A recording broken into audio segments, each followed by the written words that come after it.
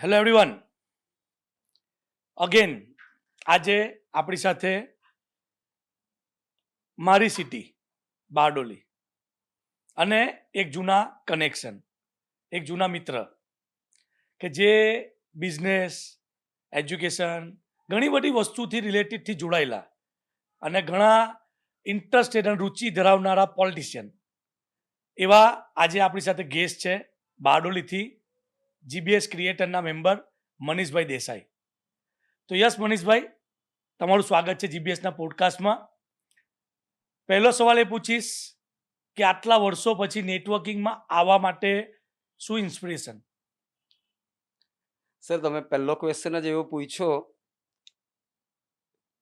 કે પહેલા તો મને નેટવર્કિંગ વિશે ઘણા બધા મિત્રો કહેતા ને મારા મગજમાં કંઈ ઘૂસતું જ નહોતું. યસ, એટલે જ પૂછ્યો પહેલો સવાલ.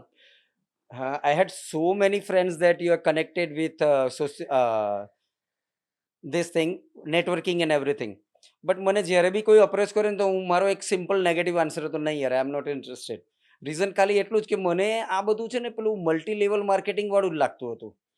પણ સમહાઉ થેન્ક યુ પિંકેશભાઈ એન્ડ માય ફ્રેન્ડ કેવિનભાઈ ઓકે, કે પિંકેશભાઈ જોડે કાયમ કનેક્ટ હોય છે. કેવિનભાઈ અને પિંકેશભાઈ એટલે રોજ કેવિનભાઈ આવીને મને મળે ને મને કહે કે પિંકેશભાઈ સાથે આવું કર્યું છે, જીબીએસનું આયોજન કરેલું છે, આમ કરેલું છે. એટલે હું રોજ સાંભળું. ત્યારે મને ધીમે ધીમે એવું ખબર પડી કે આ એક મલ્ટી લેવલ માર્કેટિંગ કરતા એક અલગ વસ્તુ છે. યસ, આ કનેક્શનનો સબ્જેક્ટ છે, આ બિઝનેસનો સબ્જેક્ટ છે. એટલે તાત્કાલિક પછી મેં કેવિનને કીધું પણ મને પણ આ કામમાં હવે રુચિ લાગી છે અને હવે મને પણ આમાં જોઈન કરવું છે, એવું મેં એમને જણાવ્યું. Yes. અને વેરી ગુડ સર. બહુ બધા લોકોનું આ મિથ છે, કાં તો ખરેખર ક્લિયરેશન નથી કે ભાઈ નેટવર્કિંગ એટલે શું. એટલે નેટવર્કિંગ એટલે તમે એકબીજાને જોડવાનું. એકચ્યુઅલ એ વસ્તુ કદાચ ઘણા લોકોને ખબર જ નથી. જી પણ નેટવર્કિંગ જ્યારે તમે આજે આવ્યા અને આજે જોડાયા અને આજે જે આપણે બેઠા છે આટલા વર્ષો પછી જી અને એક પોડકાસ્ટના માધ્યમથી આપણે આજે ડિટેલમાં વાત કરશું, ત્યારે એટલા માટે પહેલો સવાલ કર્યો. એક તો આટલા ટાઈમથી તમે બારડોલી સિટીમાં છો, ભાજપમાં ઘણા આગળ કામ કર્યું, તમે ચેમ્બર ઓફ કોમર્સમાં છો, કેવી બધી એવી જગ્યાઓમાં છો કે જ્યાં તમે વર્ષોથી કનેક્ટ જ છો. જી તમે ઇનબિલ નેટવર્કર જ છો, પણ ખાલી એક નેટવર્ક પ્લેટફોર્મના ટેગમાં નહીં હતા યસ કે જે તમારી પાસે સિમ્બોલ નહીં હતો. જી અને કદાચ આજે જીબીએસ થી તમે લીધો યસ એટલા માટે આ સવાલ પૂછ્યો કે નેટવર્ક બધાના માઇન્ડસેટ અલગ હોય જી અને આટલા વર્ષો પછી તમે જ્યારે આવ્યા હા. તો એના માટે એઝ અ પિંકેશ ને બી એક ખુશી છે કે કદાચ બહુ લોકો કન્ફ્યુઝનમાં હોય કાં તો નેટવર્કનું હા. ડેફિનેશન નથી ખબર અને મિથ તોડીને બી આટલા વર્ષો પછી આવે તો એ બહુ મોટી વાત છે. નહીં સર, મારે જ થેન્ક યુ કહેવાનું, કેમ કે આ પ્રિવિલેજ મને તમારી સાથે કનેક્શનમાં મળ્યું, તમારી સાથે જોડાયેલો હતો. એટલે આની અંદર મને લાસ્ટ આટલા ટાઈમ પછી પણ મને આ સમજ પડી. અધરવાઇઝ તમારી સાથે કનેક્શન નહીં હોત તો નહીં જોડાતે એમ. Yes yes. તો મનીષભાઈ, હું ચાહીશ કે પહેલા તો જીબીએસ સુરત કે જીબીએસના જેટલા લોકો બી ક્યાંક હતા તો આ પોડકાસ્ટ જે બી લોકો જોશે જી એ પહેલાં જાણવા માગશે કે ભાઈ મનીષભાઈ કોણ છે. જી કેમ કે બહુ બધા લોકોને ખબર હોય કે ભાઈ એક આ મનીષભાઈ છે, એનું જી. એક આ કામ છે એજ્યુકેશનનું, હમ. કાં તો ભાજપમાં છે, કાં તો આ છે, કાં તો આ છે. પણ બહુ બધા લોકોને એકચ્યુઅલ લાઈફ નથી ખબર હોતી કે એનું બેકગ્રાઉન્ડ શું છે. અને જીબીએસ ચાહતું જે છે કે ભાઈ તમને લોકો ઓળખે, તમે શું ચાહો છો, તમારું શું ઇન્ટેન્શન છે અને તમે કયા બેકગ્રાઉન્ડથી બિલોંગ કરો છો. બારડોલીના જ છો કે બારડોલીના બીજા કોઈ ગામડામાંથી શિફ્ટ થયા છો તો કેવી રીતે શિફ્ટ થયા, એના માટે થોડુંક તમારું સ્ટડીથી લઈને બાળપણથી લઈને થોડુંક બેઝિક જણાવશો તો લોકોને ખબર પડે. જી પિંકેશભાઈ, સૌ પ્રથમ તો મારું નેટિવ જે ખરું તે ગણદેવી છે ઓકે, અને નવસારી જિલ્લાનું છે ગણદેવી. એટલે મારું જમીન ને એ બધું ત્યાં છે, મારું ઘર છે, એક ફાર્મ હાઉસ છે, એ પણ ત્યાં જ છે, ગણદેવીની અંદર જ છે. તો મારા ડેડી બારડોલી સુગર ફેક્ટરીમાં નોકરી કરતા હતા અને સુગર ફેક્ટરીના ક્વાર્ટર્સમાં જ રહેતા હતા. ઓકે. અને ત્યાં હું પણ સુગર કયા ફેક્ટરી, યરમાં થોડુંક કહેશો? એ લગભગ મારા ફાધર, મારો જન્મ પણ ત્યાં બારડોલી સુગર ફેક્ટરીના ક્વાર્ટર્સમાં જ થયો ઓકે હતો. ઓકે અને ત્યારથી હું સુગર અપટીલ મારા મેરેજ થયા ત્યાં સુધી હું બારડોલી સુગર ફેક્ટરીના ક્વાર્ટર્સમાં જ રહેતો હતો. ઓકે અને જે મારું પોતાનું ઘર પણ નહોતું, હું ત્યાં જ રહેતો હતો. અને મેં સ્ટડીમાં બીએસસી કર્યું. ત્યાર પછી એક ઇન્ટરેસ્ટિંગ વાત એ છે કે મેં જે સ્ટડી કર્યું છે ને એ કામ કોઈ દિવસ નથી કર્યું. અને ત્યાર પછી તે સમયે પિંકેશભાઈ કમ્પ્યુટર ક્લાસનો ખૂબ જમાનો હતો હા, કે કોઈ પણ શું કરે તો કે કમ્પ્યુટર ક્લાસ કરું. એ સમયે હું બારડોલીમાં સૌ પ્રથમ કમ્પ્યુટરની અંદર મોનિટર કલર આવેલા હતા. એવી એક ઇન્સ્ટિટ્યૂટ હતી ડેટા બેંક નામની, અને હું ત્યાં જોબ કરતો હતો. ઓકે. ત્યારે મારું સેલરી હતી 2,500 રૂપિયા હતી, 2,500 રૂપીસ. અને ત્યાર પછી મેં 3 વર્ષ લગભગ ત્યાં નોકરી કરી.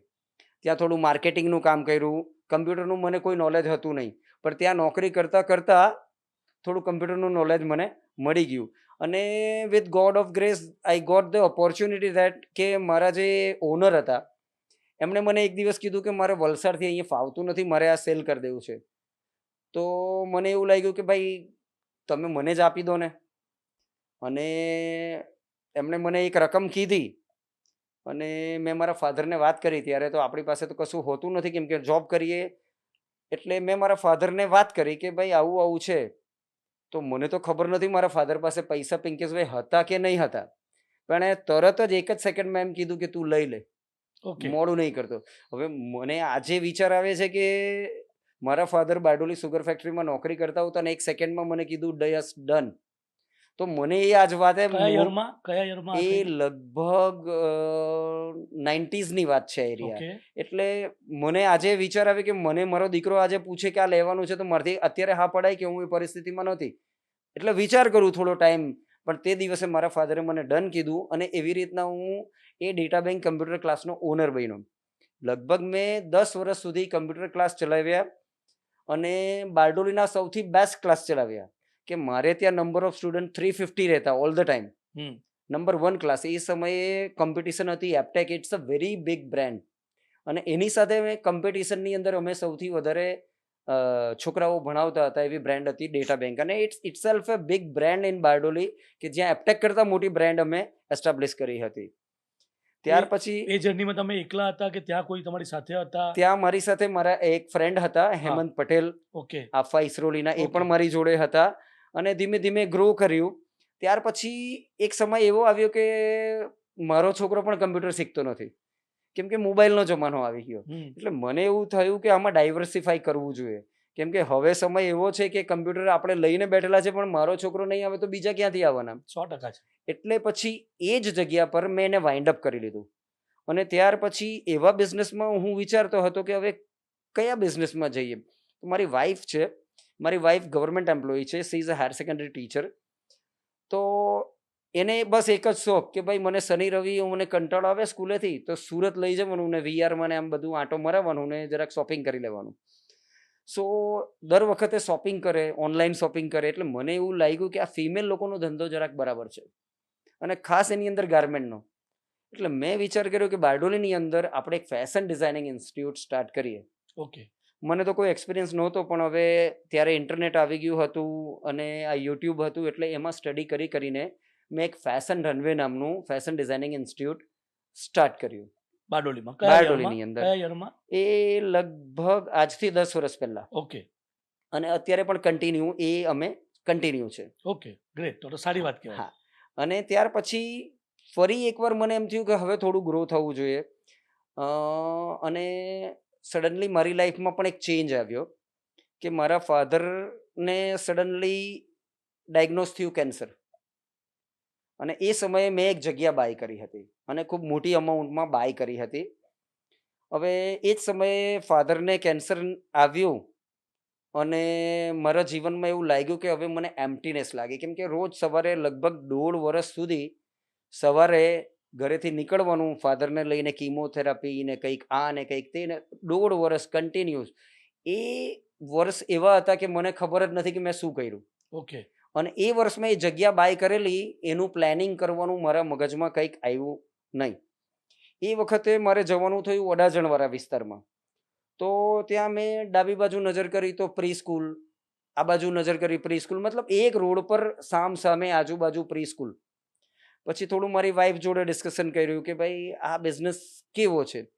તો એણે મને કીધું કે બધાના છોકરા જન્મવાના અને મેરેજ તો થવાના જ. એવી જ રીતના પ્રી સ્કૂલનો બિઝનેસ એક સારો બિઝનેસ છે, સ્કૂલનો બિઝનેસ છે. એ પહેલાં મેં એક સ્કૂલ પણ સ્ટાર્ટ કરી હતી એઝ અ પાર્ટનર.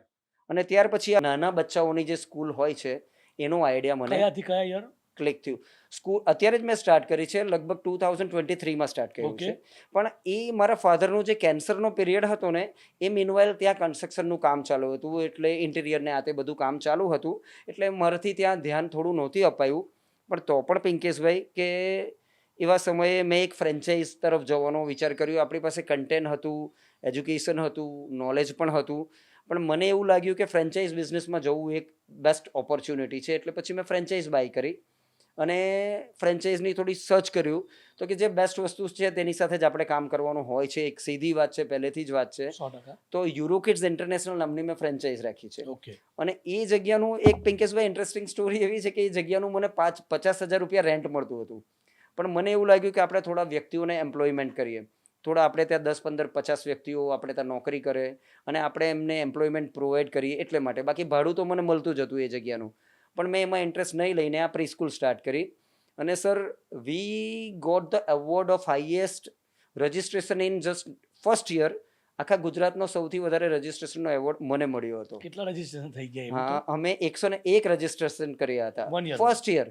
Okay. હા, અને મને પણ ત્યારે નહોતી ખબર. મેં જ્યારે આ ફિલ્ડના લોકોને પૂછ્યું ત્યારે એમણે મને કીધું કે 101 રજિસ્ટ્રેશન કરવું એ મોટી વાત છે. મને નહોતી ખબર, પણ થઈ ગયું. કદાચ તે સમયે જ્યારે સ્કૂલનું કામ ચાલતું હતું ત્યારે મારા ફાધર, એમની સાથે હું રોજ કિમોથેરાપી એમાં લાગેલો હતો.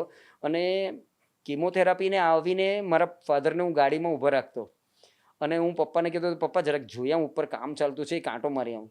તો મારા પપ્પાથી કીમોમાં ચલાય નહીં, તો પણ ધીમે ધીમે ફર્સ્ટ ફ્લોર પર છે તો આવતા મારી સાથે. હું હાથ પકડીને લઈ જતો ને જોતો. એટલે મને એવું લાગે છે સમવેર મારા ફાધરના આશીર્વાદ છે ને એને લીધે 101 એડમિશન થયા છે. મારી મહેનત તો હશે, બ્રાન્ડ હશે, બધું, પણ એમના આશીર્વાદ, કેમ કે એ જાતે જોવા આવતા અને મને કહેતા કે સરસ છે. એટલે મને એવું અંદરથી ટચ છે કે ભાઈ મારા ફાધરના આશીર્વાદ છે જેને લીધે સારું ચાલે છે. બાકી મહેનત તો બધાની આજે હોય જ છે. આજની તારીખમાં કેટલા સ્ટુડન્ટ છે? સર, અત્યારે મારી પાસે 150 રજિસ્ટ્રેશન છે. Okay.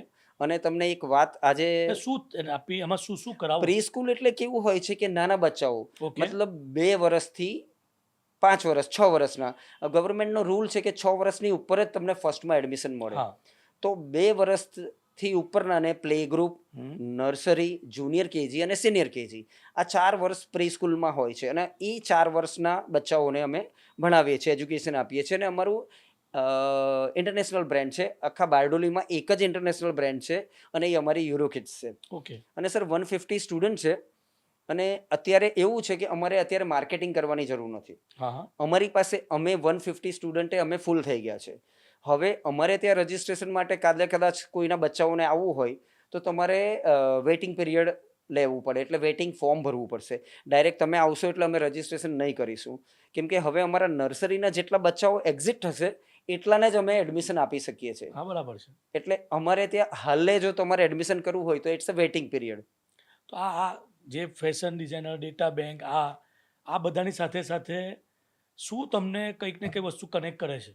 કે એક્ઝામ્પલ, બહુ બધા લોકો એવું કહે કે ભાઈ પૈસા છે જી તો છોડવા ધંધામાં નથી પડવું, વ્યાજ આવતું છે, જી. ચાલે છે, જીવ્યા કરશું. હા. પણ ઇન્સ્પિરેશન શું કામ કરવા માટેનું? નહીં સર, કંઈક નવી ઓપોર્ચ્યુનિટી માટે, કાં તો કંઈક કરવું છે મને.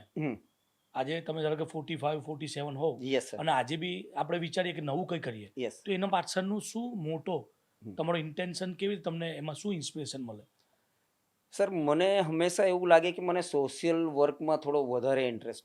એટલે જ્યારે પણ મને પેલું, મેં તમને અગાડી વાત કરી કે રેન્ટ મળતું હતું 40-50 હજાર રૂપિયા, પણ મને એમ થયું કે હું 10-15 જણાને એમ્પ્લોયમેન્ટ આપું.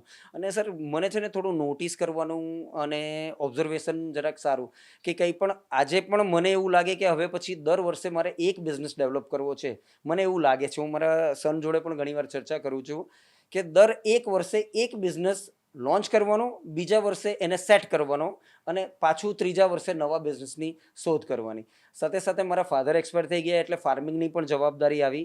એટલે અત્યારે પણ, જો કે મારાથી દોડાતું નથી એટલે મેનેજર રાખીને હું ખેતી કરાવું છું, પણ એમાં પણ પૂરો ઇન્ટરેસ્ટ સાથે હું કરી રહ્યો છું. પણ નવું શીખવાની ધગસ, કે રોજ નવું શીખવાનું છે, સવાર થઈને નવું શીખવાનું. અને આજ એટલે જ મને અત્યારે નેટવર્કિંગમાં જરા મોડો જોડાયો, પણ એ જ શીખવાની ધગસને લીધે જ જોડાયા છે સર. આ સાથે સાથે બીજું કઈ એક્ટિવિટીમાં ઇન્વોલ્વ છો કે જ્યાં તમે એવું કહી શકો કે ભાઈ, જેમ તમે કીધું કે મને સોશિયલાઇઝ રહેવાનું, કાં તો Yes. સમાજ સાથે કનેક્ટ રહેવાનું Yes, ઇન્ટરેસ્ટ sir. હતો, બીજી શું એક્ટિવિટીમાં છો ને ક્યારથી છો, કેવી રીતે છો? સર 10 વર્ષ પહેલાં ભારતીય જનતા પાર્ટીમાં મને થોડો ઇન્ટરેસ્ટ હતો. એની પોલિસીસ સાથે મને એ હતું, અને રાષ્ટ્રભાવનાની થોડી વિચારધારાઓ હતી. સંઘ સાથે થોડું કામ કર્યું હતું, એટલે મને ભારતીય જનતા પાર્ટીમાં જોડાયા હતા. 2-4 વર્ષ ખૂબ કામ કર્યું એટલે એટલું બધું પેશન હતું કે કામ ધંધો છોડીને અમે ભારતીય જનતા પાર્ટીનું કામ કરતા હતા. ઓકે. નરેન્દ્રભાઈનો પ્રોગ્રામ બારડોલીમાં હતો, અમે મેનેજ કરતા હતા. તમને ખબર હશે તો 8 લાખનું મેજર ક્રાઉડ નરેન્દ્ર મોદી આવ્યા હતા, સુમુલનો પ્રોગ્રામ હતો. હા. તો એ પ્રોગ્રામની અંદર હું 11 દિવસ માટે સુમુલમાં જ હતો. રાતના ઘરે આવવાનું 2 વાગે ને સવારે 8 વાગે પાછું તૈયારીમાં લાગી જવાનું. નરેન્દ્ર મોદીનો પ્રોગ્રામ એટલે આયોજન પણ એટલું. એનએસજી કમાન્ડો સાથે પણ ડીલ હું કરતો હતો કે ભાઈ એમને કેવી રીતના બધું અગાડી પ્રોવાઈડ કરવાનું, અને આ મારા બધા નેતાઓએ મને ઓપોર્ચ્યુનિટી આપી હતી. અને સર ખૂબ કામ કર્યું. 2.5 વર્ષ માટે ભારતીય જનતા પાર્ટી યુવા મોરચા પ્રેસિડેન્ટ પણ બનેલો હતો, અને બારડોલીમાં? બારડોલીની અંદર. અને સર આજે બી રાષ્ટ્ર માટે કંઈક કરવાની ભાવના ખરી, એને લીધે જ ભારતીય જનતા પાર્ટીમાં જોડાયા. એ વિચાર સાથે સહમત છું. વિચારધારા બીજા ઇમ્પોર્ટન્ટ કયા છે કઈ આવી રીતે કોઈક એમાં જોડાયા છો કે જ્યાં કંઈક તમારો ટાઈમ કાં તમારું સર. એક બીજું ઇન્વોલ્વમેન્ટ છે છે? બિઝનેસ જીબીએસ જેવું જ એક બિઝનેસ છે, જે ચેમ્બર ઓફ હા, હા. કોમર્સ બારડોલીનો હું જોઈન્ટ સેક્રેટરી છું, અને ત્યાં પણ આટલી જ મહેનતથી કામ કરું છું. એટલે ચેમ્બર સાથે પણ જોડાયો છું.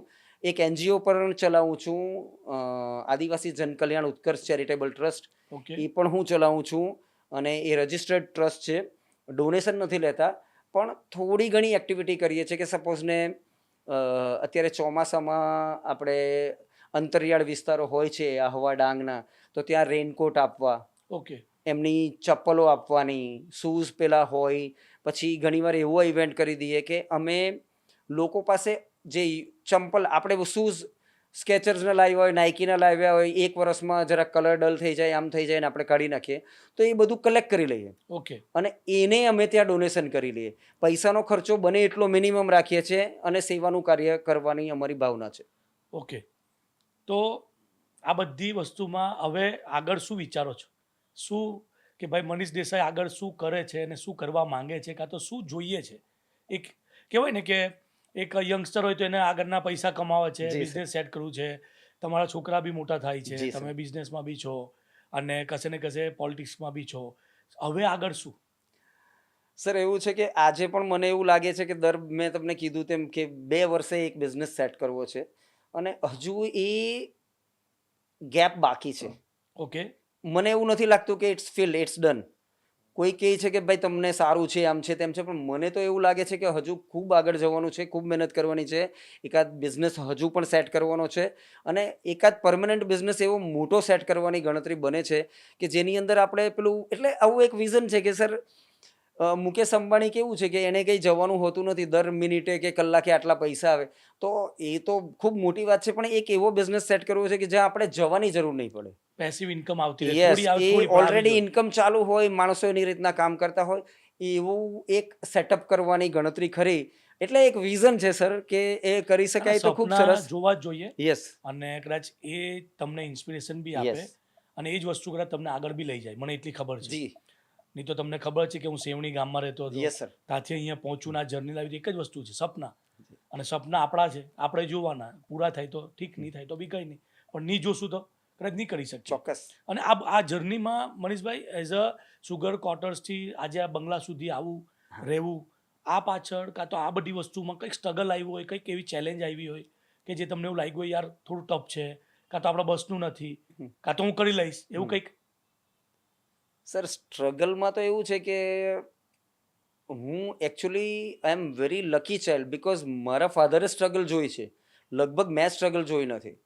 કેમ કે જે સમયે હું બારડોલી સુગર ફેક્ટરીના ક્વાર્ટર્સમાં રહેતો હતો, ત્યારે મારા જે ખૂબ પૈસાવાળા મિત્રો પાસે જે બાઇક હતું ને, મારા પપ્પાએ પણ મને એ જ બાઇક અપાવ્યું હતું.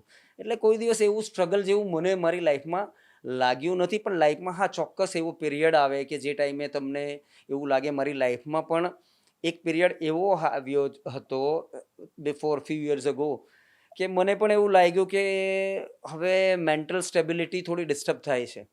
કેમ કે ઘટનાઓ જીવનના કાર્યક્રમની અંદર કોઈ ને કંઈક એવી ઘટે છે કે જે આપણને હલાવી દે છે, ઝંઝોડી દે છે. એટલે મને માટે ફિનાન્શિયલ સ્ટેબિલિટી તો હતી જ, એટલે એને માટે મારે કોઈ સ્ટ્રગલ કરવાની આવી નહીં. પણ સમટાઈમ મને આટલા વર્ષ પછી એવું લાગે કે ફિનાન્શિયલ સ્ટેબિલિટી સાથે mental peace is very important sir. આજે પણ મને એવું લાગે છે કે પૈસા, હમણાં થોડાક વખત પહેલાં જ, હમણાં 2 મિનિટ પહેલાં જ અમે વાત કરતા હતા કે અત્યારે પરિસ્થિતિ એવી છે કે તમારી પાસે પૈસા, જેની પાસે પૈસા છે તેની ડાયાબિટીસ છે, કાજુ કતરી છે ડબ્બામાં ભરેલું છે, પણ એની પાસે ડાયાબિટીસ છે એટલે ખવાતું નથી.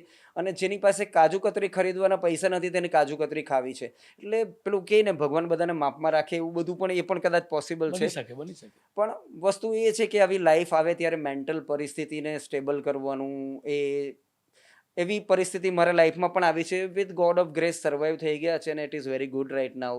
Everything is very good now sir. ગણદેવીથી બારડોલી, Yes, sir. બારડોલીમાં આજે સેટલ થવું, Yes. આજે ગણદેવી કદાચ લિસ્ટમાં નામ હશે પણ જી, કર્મભૂમિ બારડોલી. Yes sir.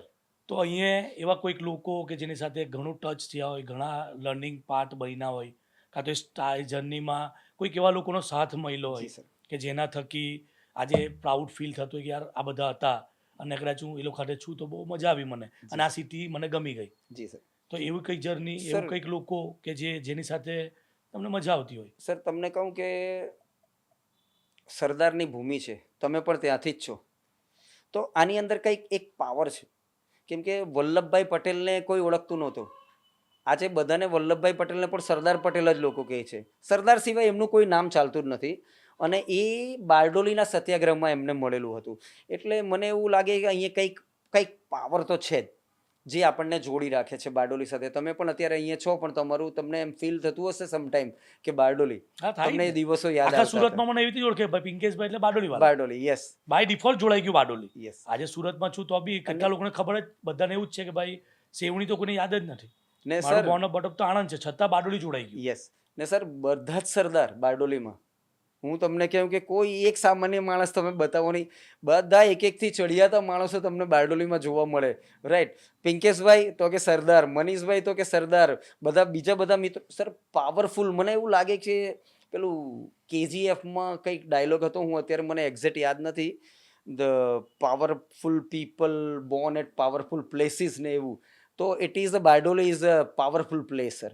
અને સર બહુ બધા મળ્યા છે મને આ જર્નીની અંદર. ફેમિલીએ ખૂબ સપોર્ટ કર્યો છે, અને બધા મારા મિત્રો કે જેમણે દરેક સ્ટેજની અંદર આપણને આગળ વધવાની પ્રેરણા આપી છે. અને સર ખૂબ બધાનો ફાળો, બધા મિત્રોનો ફાળો, ફેમિલીનો, અને સર દરેક રીતના બધાએ જ આપણને આગળ વધાર્યા છે.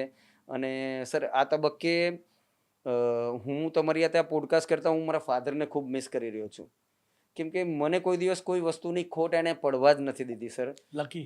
Yes sir. બહુ બધા લોકોને લાઈફમાં સ્ટ્રગલ હોય, યસ સર. અને હું એવું નથી માનતો સ્ટ્રગલ એટલે પૈસા. જી. સ્ટ્રગલ એટલે તમે જે કીધું એ સારા લોકોનો સાથ નથી, એ બી સ્ટ્રગલ જ છે. Yes sir. કારણ કે જ્યારે તમે કંઈ તકલીફમાં છો ને 4 લોકો નહીં હોય તો તમે બહાર નીકળી જ નહીં શકો એ ચોક્કસ. મુમેન્ટથી. તો એ બહુ ઇમ્પોર્ટન્ટ છે કે કેવી રીતે તમે બહાર નીકળો, કેવી રીતે લોકો સાથે બેસો, અને શું ઇન્સ્પિરેશન ત્યારે આવે, એ બહુ ઇમ્પોર્ટન્ટ છે. જી સર. એટલે તમે કીધું મને સ્ટ્રગલ જ નથી, તો એ વસ્તુ બહુ સારી છે ને, લકી પર્સન છો. હા, અને સ્ટ્રગલ નથી, પણ થોડી સમટાઈમ આઈ ફેલ દેટ કે મેન્ટલ પીસ થોડી ચુકાઈ છે, પણ ઓવરકમ ધીમે ધીમે લાઈફમાં થઈ જાય છે, અને થઈ ગયું છે, એટલે ખૂબ સારી વાત છે એ જ. યસ, તમારા હિસાબે કોઈક આજના જનરેશનને કે જે લોકો પોલિટિક્સમાં બી જવા માગે છે, જે લોકોની સાથે બિઝનેસ બી કરવો છે, અને કદાચ તમે કીધું એમ એ લોકો બધું કન્ફ્યુઝનમાં હોય, તો એ લોકો કેવી રીતે, શું તમારા હિસાબે કેવી રીતે કરવું જોઈએ? તમારો જે અનુભવ છે, હું એવું નથી કહેતો કે કદાચ આપણે બેસ્ટ જ છે કે આ વસ્તુ આપણે કહી શકશું, યસ સર. પણ આપણા એક્સપિરિયન્સથી, તમારા Yes, sir. એક્સપિરિયન્સથી તમારું શું વ્યૂ? સર, પાર્ટી તમે જેની સાથે જોડાવો એની માટે વિચારધારા બહુ ઇમ્પોર્ટન્ટ છે. આ ભારતીય જનતા પાર્ટીમાં છે એટલે હું એની સાથે છું, નહીં એવું નહીં. તમારી એક વિચારધારા હોય, તમારે એને ફોલો કરવાનું હોય. અને અત્યારે બધાને જ, મારો સન પણ એમ કહે છે કે મને કોઈ ભારતીય જનતા પાર્ટીનો કોઈ પ્રોગ્રામ છે, રેલી છે તો આવની. તો હું બધાને કહેવા માગું છું, એનો એક સમય હોય છે. રાઈટ નાઉ તમારું એજ્યુકેશનનો ટાઈમ છે, you have to go through it. એજ્યુકેશનને ઇમ્પોર્ટન્સ આપો, કેમ કે પૈસા તમારા જે હશે ને તે ખતમ થઈ જાય એક ટાઈમ પછી. તમે કાંઈ નહીં કરશો તો એ પતી જશે, બિઝનેસ નહીં કરશો તો પતી જશે, પણ તમારે પૈસા સાથે એજ્યુકેશન બહુ જ ઇમ્પોર્ટન્ટ છે. કદાચ મને પણ એવું લાગે છે કે હું પણ ડાયરેક્ટ બિઝનેસમાં આવી ગયો હોત ને એજ્યુકેશન ઓછું હોત તો કદાચ તકલીફો પડશે. તમારું કમ્યુનિકેશન સ્કિલ ઇમ્પ્રૂવ કરવી ને એ બધું તમારું બેઝિક એજ્યુકેશન બહુ જ ઇમ્પોર્ટન્ટ છે. એટલે પહેલાં એજ્યુકેશનમાં તમે ફોકસ કરો, ત્યાર પછી તમે એક લેવલ આવે, સ્ટેબિલિટી આવી જાય એજ્યુકેશનની કે તમારી લાઈફની, ત્યાર પછી તમે પાર્ટીના વિચારધારા સાથે જોડાવો અને પાર્ટીનું કામ કરો. એવું મારો મેસેજ છે કે અત્યારે ચાલુ સ્કૂલ કોલેજની અંદર તમે ઝંપલાવી દો તો don't do. Just weight four it. સમય આવે ત્યારે તમે જે સમયે જે કરવાનું હોય ને એ જ કરવાનું હોય છે. તો એજ્યુકેશન પહેલાં કરવાનું અને ત્યાર પછી પોલિટિક્સ કે જે કંઈ હોય તે કરાવી શકાય. પરફેક્ટ. બીજો કોઈ તમારા હિસાબે બારડોલીના લોકો, બિઝનેસ ઓનર્સ, કાં તો તમે જેમ આટલા એજ છો અને નવા ઇન્સ્પિરેશન, નવા બિઝનેસ કરવાની તાકાત, યસ કાં તો મેઇન વસ્તુ માઇન્ડસેટ. યસ જો આજે તમારું છે તો કેટલાઓ લોકો એવા હશે કે જેવું માનતા હશે કે હું તો 40 થઈ ગયો, 42 થઈ ગયો, બસ ડન, કોઈના મોટા થઈ જવાના, હવે મારે જરૂર નથી. તો એ લોકો માટે શું મેસેજ આપશો? શું ક્યારે નવું સ્ટાર્ટ કરી શકીએ? કાં તો તમારા વિચારથી તમને શું લાગે કે સિટી મેટર કરે કે માઇન્ડસેટ મેટર કરે? શું મેટર કરે તમારા સર, માઇન્ડસેટ મેટર કરે. લકીલી મેં કીધું તેમ આઈ એમ એટ બેસ્ટ પ્લેસ. સરદાર પટેલની ભૂમિ બારડોલીથી છું. પણ સર, માઇન્ડસેટ જ સૌથી ઇમ્પોર્ટન્ટ છે. કેમ કે તમે એક વસ્તુ, મને એવું લાગે કે સંતોષ, સેટિસ્ફેક્શન, આ એક વર્ડ એવો છે ને એ તમને એક રીતના શાંત બનાવે પણ તમને પાછળ પાડી દે. તમને જે વસ્તુથી સંતોષ થઈ જાય ને પછી તમે પ્રગતિ નહીં કરી શકો, એવું માનવું મારું છે. કદાચ હું ખોટો હોઈ શકું, રાઈટ. કેમ કે અત્યારે મને એવું થયું કે યાર આ ઉંમરે શું યાર માથા કોટ કરવાની, મને સંતોષ થઈ જાય કે મારી પાસે ઇનફ વેલ્થ છે, આ બધું છોકરાઓ મોટા થઈ ગયા ને બધું સેટલ છે. મતલબ સંતોષ તમને થઈ જાય ને એટલે તમારી પ્રગતિ અટકે, એવું મારું માનવું છે. કે કંઈ પણ આપણે ખબર, કંઈક આપણને ભાવતી વસ્તુ ખાય ને પછી આપણને હાશ થઈ જાય કે હા બસ ખાઈ લીધું, પછી તમને કોઈ ખાવા આપે અથવા તો તમને ઈચ્છા નહીં થાય. તો આ ભૂખ હોવી જોઈએ તમને. એટલે સંતોષ કોઈ દિવસ કરવો જ નહીં લાઈફની અંદર, કે બાકી છે હજુ, એવું મને લાગે છે. આ માઇન્ડસેટ માટે આજુબાજુ એવા લોકો હોવા જરૂરી છે? એવા લોકો હા બી સર, ઇમ્પોર્ટન્ટ છે? ચોક્કસ પોઝિટિવ લોકો જ રાખવા આજુબાજુ. કોઈ નેગેટિવ તમને બધા બહુ આજુબાજુમાં મળશે કે યાર આ શું કરતો છે, આમ કરતો છે, તેમ કરતો છે, આ તો આ તારું કામ નથી, આવું બધું આપણને ક્રિટિસાઇઝ કરે. Don't go through it. તમને આ બધા છે ને તો પાછળ પાડવા તો નહીં, પણ તમને ક્રિટિસિઝમ કરશે પણ એને પોઝિટિવ લઈ લેવાનું. ક્રિટિસિઝમ ના પાડેલી છે ને મને, તારથી નહીં થાય એમ કીધું ને, હવે કરીને બતાવવું છે, આવું એને આપણે પોઝિટિવ લઈ લેવાનું. એ લોકો તો, લોકોનું કામ છે ક્રિટિસાઇઝ કરવાનું, બરાબર છે, એ તો કરતા રહેશે. તમારે આગળ વધતા જવાનું, બધાને એવા બધાને પર જ પગ મૂકીને આગળ વધી જવાનું જે આપણને ક્રિટિસાઇઝ કરે, અને પોઝિટિવ લોકો સાથે રાખવાના. કેમ કે પોઝિટિવ લોકો સાથે રહેવાથી તમારું જ ગ્રોથ થવાનો છે. પોઝિટિવ માઇન્ડ હશે તો જ તમે કાંઈ કરી શકો, નહીં તો કાંઈ નહીં કરી શકો. તમે પાનના ગલ્લા પર બેસીને પંચાતો કરવાથી કાંઈ મળવાનું નથી, બરાબર છે. તમે પોઝિટિવ, અત્યારે તમને કેમ કે હું તમારી સાથે અત્યારે પોડકાસ્ટ કરી રહ્યો છું, હું જીબીએસમાં જોડાયો, મને કેવિનભાઈએ કીધું, મારા બધા મિત્રો છે, રાજાભાઈ છે, અંકુલભાઈ છે, અમારા ઋષિભાઈ છે, અમારા પ્રતિકભાઈ છે, આ બધા મિત્રો સાથે જોડાયા, નવી મિત્રતા થઈ. જૂના મિત્રો તો છે જ સર. અત્યારે બારડોલીની અંદર જે કંઈ બી ટોપ મોસ્ટ પોઝિશન પર બેઠા છે તે બધા નસીબ જોગે એમની જોડે મારું ખૂબ સારું બોન્ડિંગ છે. પણ નવા મિત્રો પણ ખૂબ મહત્વના છે કે જેમની સાથે રોજ બેસવાનું હોય છે. નવી એનર્જી ત્યાંથી જ આવે છે સર. અને just go through the positive people. તમને એવું લાગે છે ને આ નેગેટિવ છે તો ડ્રોપ ઇટ, કંઈ વાંધો નહીં. ઇમોશનને સાઈડમાં રાખો, પોઝિટિવ લોકો સાથે બેસો અને પોઝિટિવ વાતો કરવાથી. અને આજે કેવિનભાઈ થ્રુ તમારી સાથે ઓળખાણ થઈ અને જીબીએસમાં જોડાયા, રાઈટ. તો મને I feel very positive right now કે ભાઈ અત્યાર સુધી હું કોઈ નેટવર્કમાં જોડાયેલો નહોતો અને ખૂબ સારું લાગી રહ્યું છે પિંકેશભાઈ. Thank you. Yes. કેમ કે તમારા મેસેજથી એક વસ્તુ ક્લિયર છે કે નેટવર્કમાં આવવા માટે જરૂરી નથી કે ખાલી બિઝનેસ ઇમ્પોર્ટન્ટ છે. તમે જે કીધું એમ, સારા 4 લોકો નવા મળ્યા, જી નવી એનર્જી આવી. ચોક્કસ. એટલા માટે ઓલવેઝ હું નેટવર્કમાં એક વસ્તુ ઓલવેઝ જણાવું કે નેટવર્કમાં ખાલી બિઝનેસ નથી, નેટવર્કમાં રિલેશનશિપ છે, સારા ફ્રેન્ડ્સ છે, બિઝનેસ ઓપોર્ચ્યુનિટી છે, લર્નિંગ છે, સ્ટેજ ફિયર છે. કેટલા લોકો અહીંયા બેસે પોડકાસ્ટમાં, એમને બીક લાગે યસ સર. અને એ લોકો ઘણી બધી વસ્તુ નહીં કહી શકે. હમ.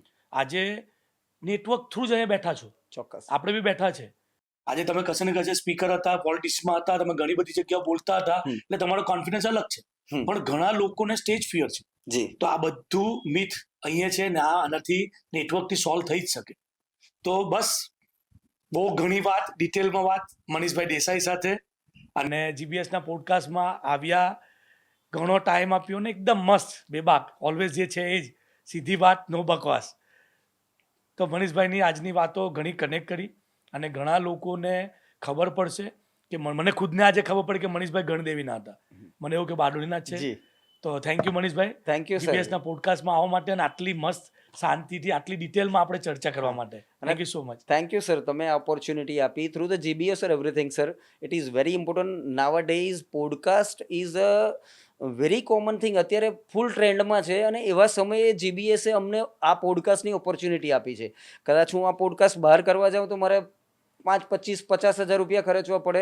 You are giving me the opportunity free of cost in GBS member for every GBS member. It is very important thing sir. એટલે થેન્ક યુ ટુ યુ, કેમ કે તમે આ ઓપોર્ચ્યુનિટી આપી જીબીએસ સર. ચાહે છે કે બિઝનેસ તો બધા ઓળખે જ છે, પણ તમને લોકો ઓળખે. Yes sir. કેમ કે મને જે ખબર છે કે કોઈ પણ નેટવર્ક યા તો કોઈ પણ બિઝનેસ ત્યારે કન્વર્ટ થાય જ્યારે ટ્રસ્ટ આવે.